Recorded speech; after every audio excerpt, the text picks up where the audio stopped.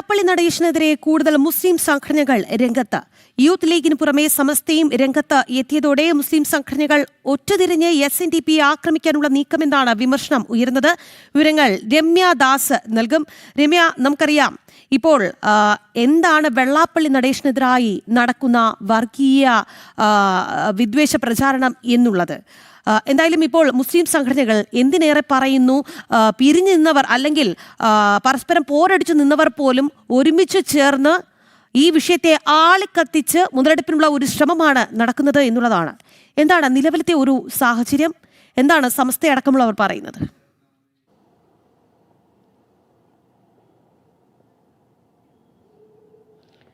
തീർച്ചയായും രാഖി, ഈ SNDP general secretary ആയിട്ടുള്ള വെള്ളാപ്പള്ളി നടേശനെ ഒരു വർഗീയവാദിയായി ചിത്രീകരിക്കാനുള്ള ശ്രമമാണ് നിലവിൽ ഇപ്പോൾ നടന്നുകൊണ്ടിരിക്കുന്നത്. ഇത് തന്നെയാണ് സോഷ്യൽ മീഡിയയിൽ ഉൾപ്പെടെ വലിയ വിമർശനത്തിന് ഇടയാക്കുന്നതും. അതായത് ഈ വെള്ളാപ്പള്ളി നടേശൻ്റെ ഇതൊരു ഇരട്ടത്താപ്പാണ് എന്ന ഒരു വിമർശനവും സമൂഹ മാധ്യമത്തിലെല്ലാം ഉയരുന്നുണ്ട്. ഈ വെള്ളാപ്പള്ളി നടേശൻ്റെ പരാമർശത്തിന് ആദ്യഘട്ടത്തിൽ സമസ്തയുടെ AP വിഭാഗമാണ് രംഗത്ത് വന്നത്. അതായത് വെള്ളാപ്പള്ളിയുടെ പരാമർശത്തിൽ സർക്കാർ ഇടപെടണം, സർക്കാർ കേസ് എടുക്കണം തുടങ്ങിയ ആവശ്യങ്ങളായിരുന്നു ഈ സമസ്തയുടെ AP വിഭാഗം ആദ്യഘട്ടത്തിൽ ഉന്നയിച്ചെങ്കിൽ സമാനമായി തന്നെ നിലപാടാണ് സമസ്തയുടെ EK വിഭാഗവും എടുത്തിട്ടുള്ളത്. അതായത് നമുക്കറിയാം, സമസ്ത AP വിഭാഗവും EK വിഭാഗവും രണ്ടുപേരും രണ്ട് തട്ടിൽ നിൽക്കുന്ന സമസ്തയുടെ സംഘടനകളാണ്. പല വിഷയങ്ങളിലും ഇരുവർക്കും ഭിന്നാഭിപ്രായങ്ങളാണ്. എങ്കിലും ഈ വിഷയത്തിൽ, ഈ വെള്ളാപ്പള്ളിയുമായി ബന്ധപ്പെട്ട വിഷയത്തിൽ ഇരു കൂട്ടരും ഒരേ നിലപാടാണ് സ്വീകരിക്കുന്നത് എന്ന് തന്നെയാണ് ഇതിലെ വളരെ വിരോധാഭാസം. കാരണം ഇരു കൂട്ടരും ഒരേ നിലപാട് തന്നെയാണ് ഇപ്പോൾ ഉന്നയിച്ചിട്ടുള്ളത്. അതായത് വെള്ളാപ്പള്ളിക്കെതിരെ ഇത്തരത്തിൽ ഒരു വർഗീയവാദിയായി ചിത്രീകരിക്കാനുള്ള നിലപാട് തന്നെയാണ് ഈ സമസ്തയുടെ AP വിഭാഗവും അതുപോലെ തന്നെ EK വിഭാഗവും ഇപ്പോൾ എടുത്തിട്ടുള്ളത്.